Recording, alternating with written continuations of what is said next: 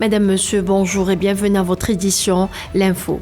Le président algérien Abdelmajid Tebboune a signé un décret présidentiel portant mesures de grâce à l'occasion de l'Aïd el-Fitr en faveur de près de 9000 détenus, a indiqué un communiqué de la présidence de la République.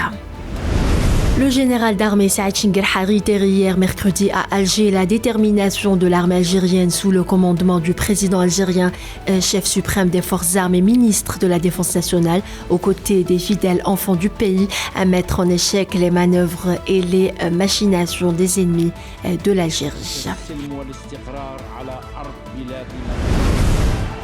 Au moins 85 personnes ont été tuées et plus de 322 blessés ce jeudi au Yémen, dans l'une des bousculades les plus meurtrières de ces 10 dernières années, lors d'une action caritative dans la capitale, Sanaa.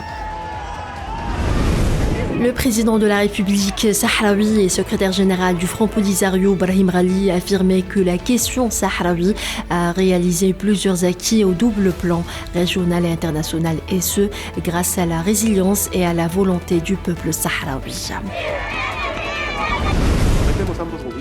Le Premier ministre espagnol Pedro Sánchez continue d'essuyer de vives critiques au sein de la classe politique, notamment pour sa relation décevante avec le Maroc, caractérisée par la soumission, et son revirement concernant le conflit au Sahara occidental.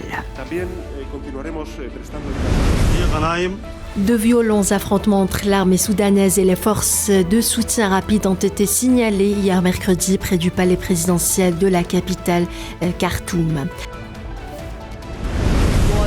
La population soudanaise est à court de nourriture, de carburant et d'autres fournitures vitales, avec un système de santé qui risque de s'effondrer, a alerté le Bureau de la coordination des affaires humanitaires des Nations Unies. Au moins 4 personnes ont été tuées dans l'attaque d'une délégation officielle malienne à quelques 400 km au nord de Bamako. Une région en proie aux attaques terroristes, ont indiqué des responsables administratifs et des sources sécuritaires. Le ministre russe des Affaires étrangères, Sergueï Lavrov, aura une série d'entretiens à Cuba. Ce jeudi, dernière étape de sa tournée en Amérique latine, le chef de la diplomatie russe est arrivé à Cuba mercredi en provenance du Nicaragua, après une visite au Brésil et au Venezuela. Voilà, c'est la fin de ce flash. Merci de l'avoir suivi.